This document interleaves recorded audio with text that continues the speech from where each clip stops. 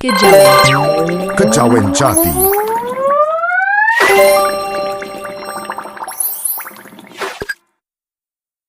Pernahkah kalian berpikir, bagaimana jika dongeng global tentang bumi yang membeku selama ratusan ribu tahun itu sebenarnya hanyalah sebuah rekayasa?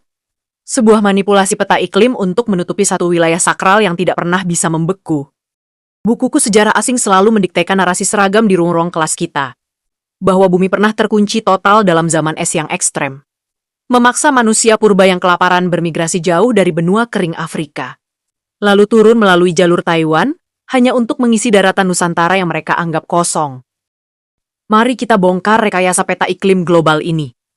Menurut catatan murni kejawen purba sebelum terjadinya patahan besar 11.600 sebelum Masehi, dan jika kita gunakan logika termodinamika alam, tidak mungkin sebuah peradaban besar bisa lahir dari ras manusia yang kerjanya hanya melarikan diri dari cuaca ekstrem.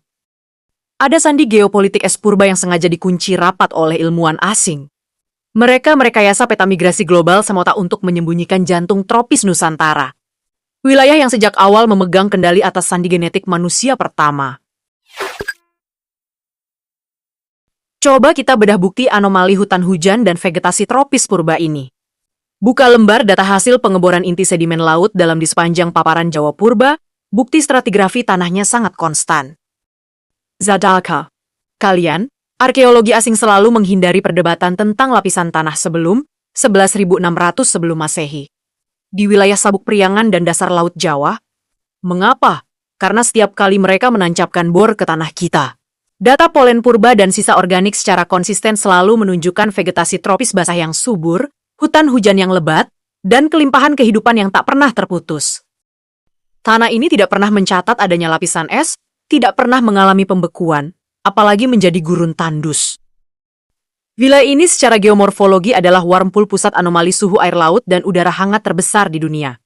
Lalu kenapa narasi palsu out of Africa dan out of Taiwan terus dipromosikan? Tujuannya hanya satu, untuk meyakinkan kalian, para penduduk asli, bahwa nenek moyang kita hanyalah pendatang miskin. Ini adalah taktik penjajahan untuk mencabut kedaulatan psikologis Juriat atas tanah leluhurnya sendiri. Mari kita sinkronkan jejak kejawen purba dan kejawen jati, serta melihat bagaimana radiasi peradaban ini memancar murni dari pusat administrasi Priangan. Ketika belahan bumi utara, Eropa, dan Asia Tengah membusuk membeku di bawah lapisan es setebal ratusan meter, sistem alam justru mengisolasi wilayah Nusantara sebagai pusat nadi kehidupan.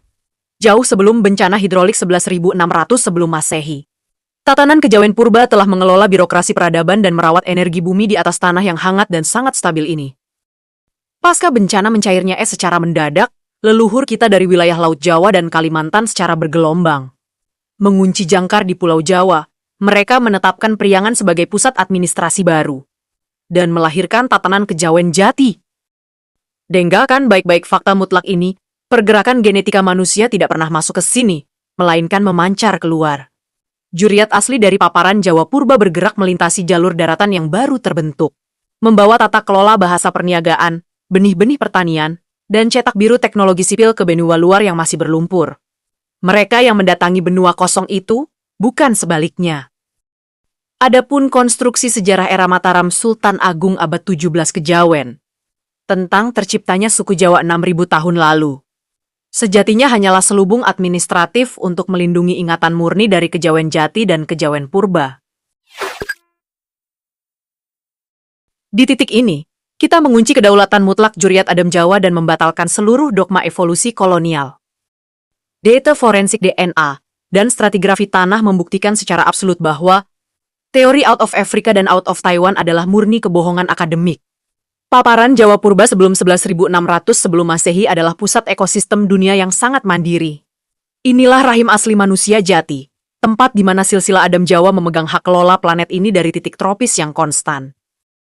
Kolonial sengaja menciptakan narasi zaman es dan migrasi palsu agar Juriat kita mengalami amnesia silsilah massal, menganggap diri kita kerdil, dan akhirnya tunduk pada sertifikat hukum bangsa pendatang. Namun hari ini, melalui Konstitusi Babad Aji Saka 2026, kita batalkan seluruh dogma evolusi impor tersebut.